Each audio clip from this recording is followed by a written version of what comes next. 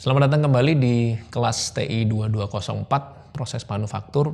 Kita akan melanjutkan diskusi dalam hal membentuk plastik. Pada kesempatan ini, pada bagian kedua ini kita akan membahas karakteristik dari konfigurasi beragam dies dan juga contoh dari mesin molding yang memanfaatkan injeksi atau yang kita sebut dengan injection molding. Kita masuk bahasan pertama adalah konfigurasi die dengan profil yang solid. Di sini dicontohkan adalah bentuknya seperti ini. Ya, ini adalah bagian dies-nya, jadi kita tidak lagi peduli dengan bagian barrel, tapi paling tidak keluar dari breaker, masuk langsung ke die orifice-nya atau bukaan dies-nya. Di sini kita lihat ini adalah contoh aliran yang sudah mulai homogen dan juga dipastikan kembali tidak ada lagi kontaminasi dari gumpalan-gumpalan yang besar tadi dengan memanfaatkan breaker plate. Ya.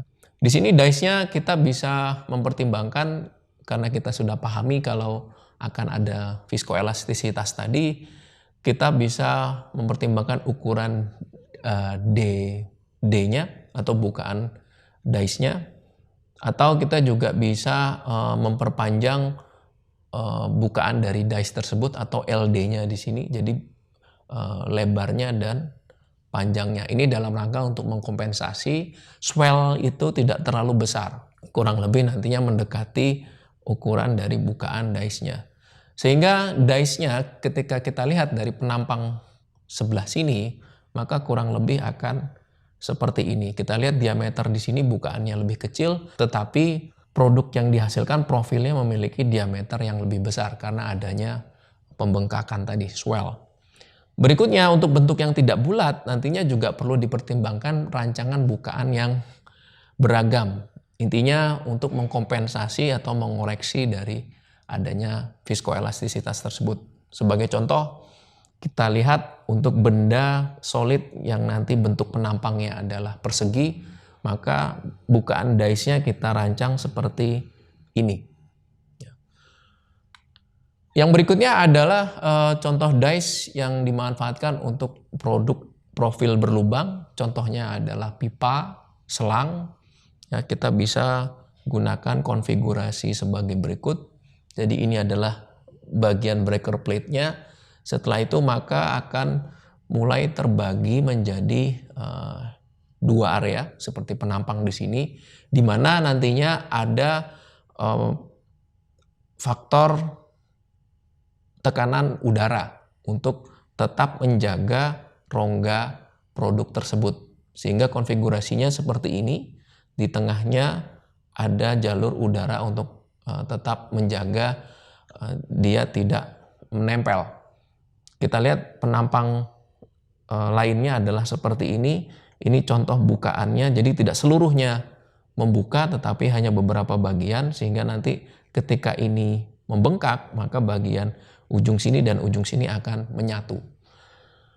Ini adalah contoh yang untuk profil berlubang. Berikutnya juga kita bisa modifikasi kembali dies-nya khusus untuk coating kabel.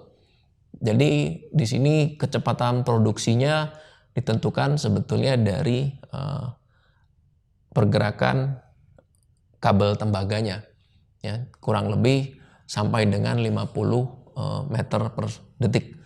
Di sini kita lihat konfigurasinya adalah vertikal, jadi barrel itu di bagian sini dan ini adalah breakernya, maka logam cair itu akan turun menyelimuti kabel tembaga tadi.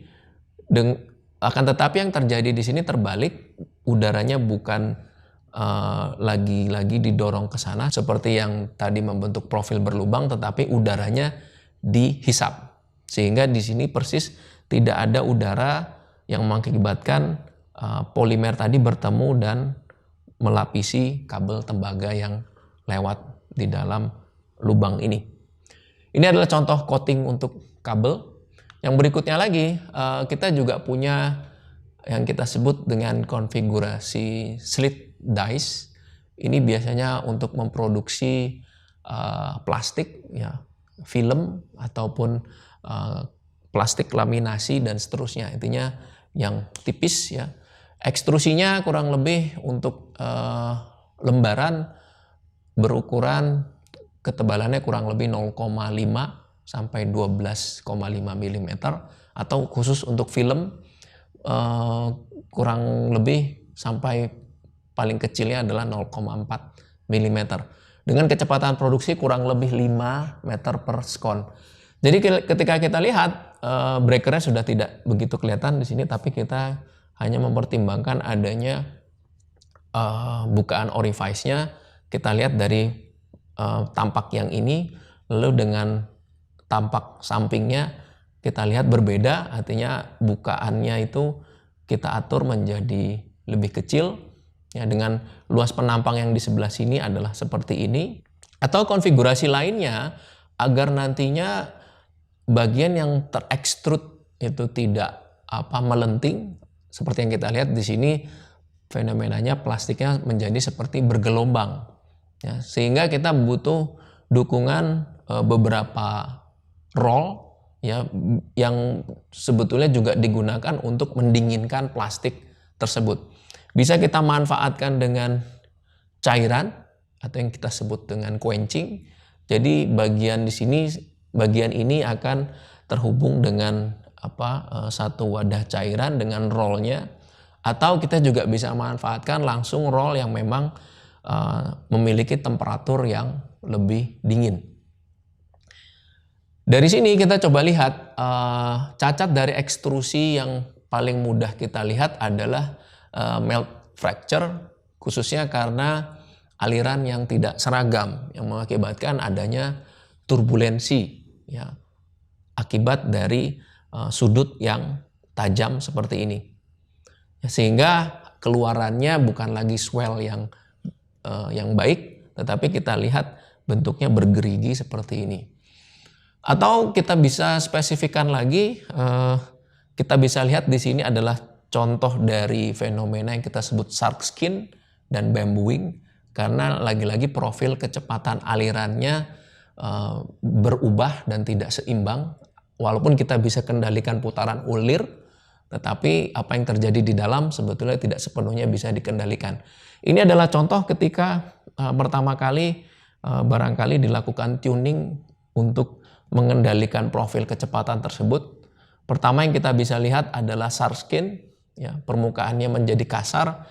Lalu kita lihat di sini seperti profil bambu karena gradien kecepatannya terlalu besar sehingga membuat seperti terhentak-hentak gitu, ya, aliran dari plastik cair.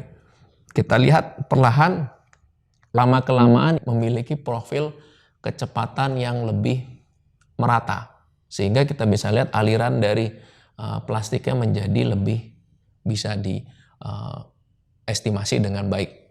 Demikian elaborasi terhadap beberapa cacat ekstrusi akibat dari beberapa konfigurasi dies. Berikutnya kita akan coba membahas proses yang paling populer untuk membentuk plastik, yaitu dengan injection molding.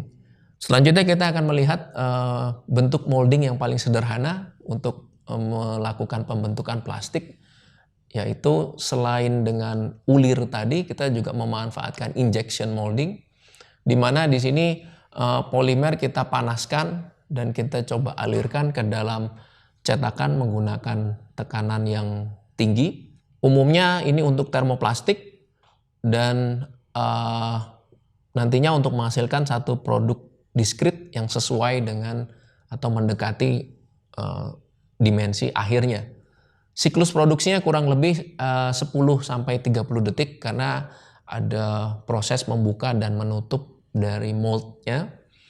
Ukuran produknya bisa berkisar dari 50 gram sampai 25 kg, ya, dan ini sangat ekonomis untuk produksi massal. Dapat digunakan untuk membuat bentuk yang kompleks. Tentunya lagi-lagi sama halnya dengan pengecoran dengan cetakan permanen, cetakannya yang menjadi kunci. Intinya bagaimana kita bisa mendesain cetakan yang baik dalam hal 5 aspek, gitu ya, strength, permeabilitas, dan seterusnya, yang sudah sempat kita bahas pada bagian pengecoran. Ini adalah contoh peralatan injection molding yang mana kita lihat di sini terdiri dari injection unitnya berupa barrel. Di sini ada hopper untuk memasukkan pelet plastiknya. Lalu di sini kita lihat juga masih ada uril. Lalu di sini juga kita lihat masih memanfaatkan ulir yang nantinya akan diputar dengan satu silinder, ya, yang nantinya akan mengendalikan tekanan plastik, yang nantinya akan mengendalikan tekanan dari polimer lebur di sini. Nantinya tekanan tadi akan mendorong melalui bukaan dies tadi dan masuk ke dalam mold. Mold ini nantinya sama fungsinya dengan pengecoran dengan cetakan permanen. Ada satu bagian yang statik, ada satu bagian yang bergerak membuka dan menutup. Ini adalah contoh mesin yang modern, tetapi dengan melihat prinsip kerjanya di sini juga bisa kita rancang mesin yang lebih konvensional yang masih memanfaatkan tenaga manusia. Contoh di sini adalah kita lihat ada dua bagian. Ini adalah bagian dice-nya, di sini adalah bagian hoppernya, dan ini adalah barrelnya. Yang mana nantinya injeksi itu akan dikendalikan juga oleh tenaga manusia ketika diyakinkan sudah melebur. Di sini kita lihat barel ini dipanaskan oleh kompor sederhananya. Ini adalah tabung gasnya. Setelah dia meleleh, dice itu menutup, didorong dari tuas yang sebelah kiri, ditekan, lalu tuas yang sebelah kanan juga akan mendorong. Sehingga plastik itu akan memenuhi rongga mold yang ada di sebelah sini. Ini adalah contoh mesin konvensional yang memang kita coba rancangkan, kurang lebih ongkosnya 1/5 dari harga mesin yang modern seperti ini. Selain dari injection molding, nantinya yang harus kita pahami prinsip sederhananya ada 4 tahap paling tidak. Yang pertama adalah nantinya mold yang bisa bergerak membuka dan menutup akan menutup bagian itu, gitu ya, sehingga seluruh area moldnya tertutup. Lalu setelah itu ulirnya akan bergerak maju sambil menekan sehingga aliran polimer leburnya akan mengisi rongga cetakan. Lalu setelah itu ulir tersebut akan menarik, gitu ya, menarik kembali dan dibiarkan beberapa saat agar plastik tersebut mengeras, ya, dan mendingin. Setelah beberapa waktu sesuai dengan solidification time-nya, setelah beberapa waktu mempertimbangkan adanya solidifikasi dari plastik tersebut, bagian mold yang dinamis akan bergerak membuka sehingga produk akhir dari plastik tersebut dapat kita ambil. Ini adalah proses sederhana dari injection molding.